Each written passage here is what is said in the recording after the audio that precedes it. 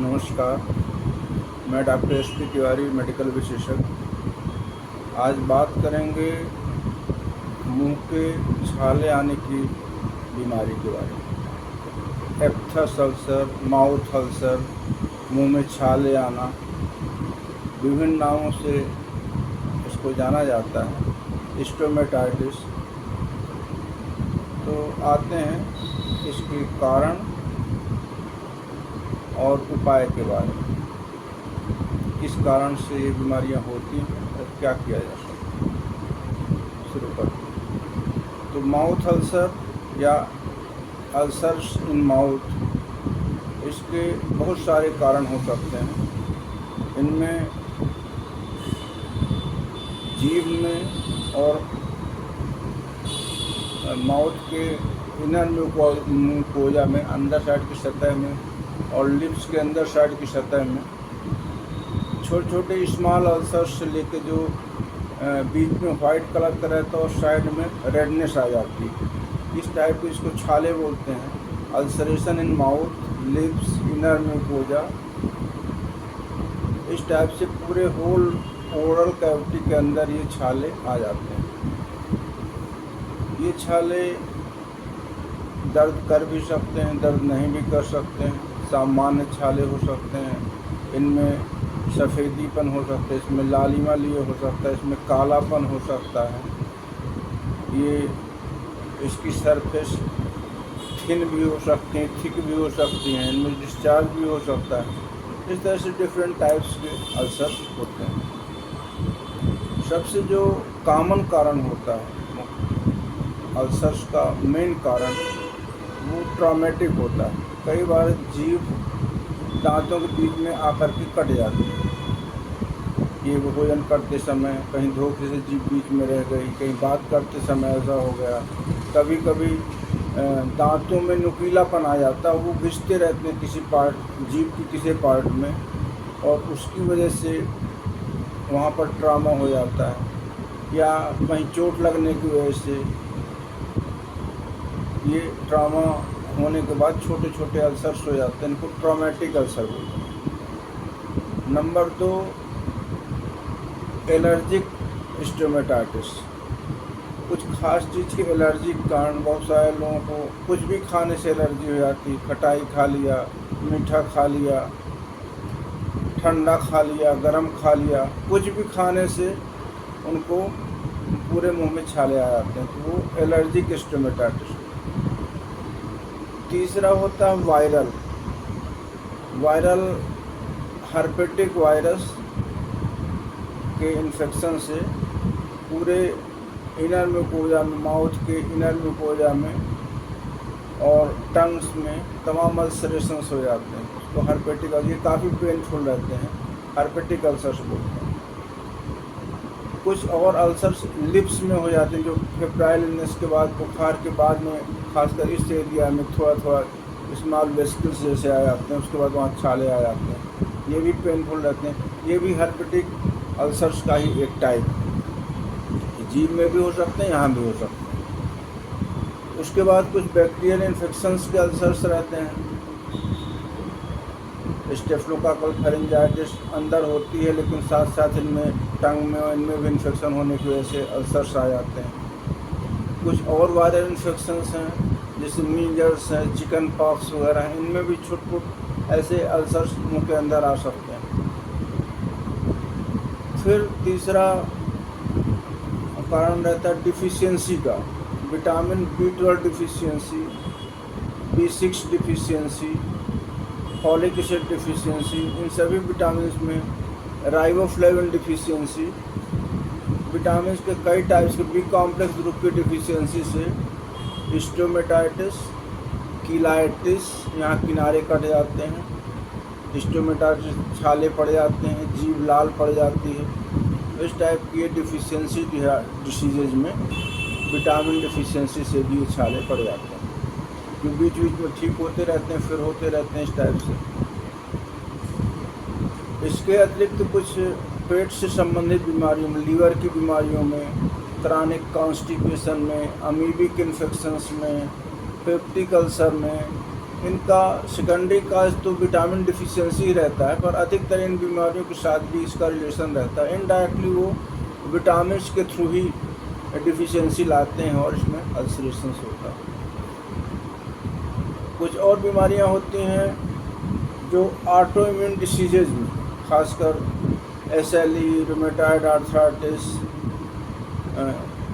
Vasculitis, इनमें भी छोटे छोटे अल्सरेशंस आ जाते हैं और ये अल्सर का कारण हो सकता है। कुछ ड्रग एलर्जी रहती है, कभी कभी ड्रग्स के लेने से, खासकर सल्फा एलर्जी बहुत लोगों को रहती है।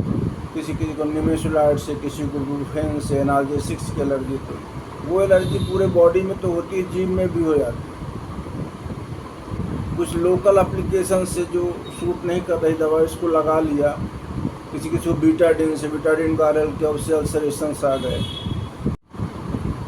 कुछ और कारण होते हैं जो ऑटो इम्यून टाइप के कारण ही होते हैं और ड्रग्स की वजह से प्रिसिपिटेट हो जाते हैं, जैसे स्टीवेंस जॉनसन सिंड्रोम। उसमें पूरे मुंह में छाले आ जाते हैं, जैसे ड्रग एलर्जी में होता है, लिप्स में, टंग में, तमाम पूरा अल्सरेशन हो जाता है। कुछ बीमारियों में भी छाले आ जाते हैं, जैसे स्टफ टाइफस, डेंगू वगैरह, इनमें तमाम अल्सरेशन हो जाता है। फिर इसके अतिरिक्त कुछ अल्सर ऐसे रहते हैं जो रहते तो सामान्य अल्सर जैसे, लेकिन क्रॉनिक रूप ले लेते हैं। टंग में खासकर मार्जिन्स में कुछ लंबे समय से अल्सर रहा था, वो अल्सर धीरे धीरे बढ़ता जाता है और वो मैलिग्नेंट रूप ले लेता है, कैंसर टाइप का अल्सर हो जाता है। इससे सावधान भी रहना चाहिए कि इसको, कैंसर वाले छाले को सामान्य छाले से कंफ्यूज नहीं होना चाहिए। कोई भी सामान्य छाला महीना 15 दिन से ज़्यादा नहीं खींच सकता है। यदि उसके बावजूद भी कोई छाला परसिस्ट कर रहा हो, उसकी वो बढ़ता जा रहा है, उसकी मार्जिन्स थिक होती जा रही हैं, उसमें फंगेशन आ रहा है, सफ़ेदीपन, कट जैसे चीज़ें जमा हो रही हैं, स्मेल आ रही है, फरिंग आ रही है, उसमें बाल जैसे उग रहे हैं, ये चीज़ डेंजरस हो सकता है, कैंसरस हो सकता है। इसके लिए तुरंत इसकी हिस्टोपैथोलॉजी जांच करके कैंसर के डॉक्टर से उसका परामर्श लेना चाहिए, उसको सामान्य छाला नहीं मानना चाहिए। कुछ और बीमारियां रहती हैं जो छाले जैसे दिखती हैं, जैसे लाइकेन प्लेनस, वो अंदर के बकल म्यूकोजा में और टंग में सभी जगह ये whiteness, red plus white type का पैच आ जाता है, जो क्रॉनिक रहता है, लंबे समय तक रहा आता है। वो अल्सर तो नहीं रहता, लेकिन डर्मेटाइटिस पैटर्न में पूरे एरिया में थिक शाइनी स्किन हो जाती है, वो लाइकेन प्लेनस कहलाता है। तो इस टाइप से ये कुछ कारण हैं जिनके इलाज से छाले दूर किए जा सकते हैं, डिपेंडिंग अपॉन डिसीज, कौन सी बीमारी है, किसका कैसा ड्यूरेशन है, क्या इलाज किया जाना। अलग अलग बीमारियों का अलग अलग इलाज है, इनमें थोड़ा सा बात करेंगे। कुछ इन्वेस्टिगेशन के बारे में। इन्वेस्टिगेशन कुछ सामान्य सी जांचों की आवश्यकता रहती है, जिससे बीमारी के बारे में पता लगता है। खासकर CBC count, complete blood count, इसमें देखते हैं कि टोटल काउंट घटा तो नहीं है। TLC कई बार घट जाता है, कई बार बढ़ जाता है। लो TLC में ल्यूकोपीनिया की स्थिति में, ल्यूकोपीनिया कुछ वायरल इन्फेक्शन में भी होता है, कुछ मैलिग्नेंसी में होता है, कैंसर की बीमारियों में, एप्लास्टिक एनीमिया में, इनमें क्या होता है, बॉडी रेजिस्टेंस कमज़ोर हो जाता है। तो ऐसी स्थिति में मुंह में छाले बहुत ज़्यादा संख्या में आने लगते हैं। ब्लड में TLC कम होना, एक तो हाइड्रोजेनिक रहता है, एप्लास्टिक एनीमिया में रहता है। कभी कभी लोग कैंसर का इलाज लेते रहते हैं, तो ड्रग इंड्यूस्ड भी, कीमो इंड्यूस्ड ल्यूकोपीनिया हो जाता है, उसमें भी अल्सरेशंस आ जाते हैं। वो अल्सर नेक्रोटिक अल्सर कहलाते हैं। उनमें फीवर, नेक्रोटिक अल्सर्स, जीभ में छाले बार बार पड़ जाना, एसोसिएटेड विटामिन डिफिशियंसी भी हो जाती है। मेनली वो ल्यूकोपीनिया की वजह से होता है। इसके अलावा काउंट में प्लेटलेट काउंट कम होने में पेटिशियल हेमरेज होने लगते हैं, पर्ट्यूरिक स्पॉट्स, तो वो स्पॉट्स जीभ वगैरह में भी आ जाते हैं, मुंह के अंदर भी आ जाते हैं, वो भी छाले जैसे दिखाई पड़ते हैं। फिर बैक्टीरिया इन्फेक्शन में TLC काउंट ज़्यादा हो सकता है, बहुत ज़्यादा हो सकता है, जैसे ल्यूकीमिया वगैरह में, उसमें भी ब्लीडिंग टेंडेंसी होने लगती है, उसमें भी एसोसिएटेड थ्रोम्बोसाइटोपिनिया भी रहता है, प्लेटलेट्स भी कम रहते हैं। इस तरह से डिफरेंट डिसीज़ का एक रिप्रेजेंटेशन CBC के माध्यम से देखा जाता है।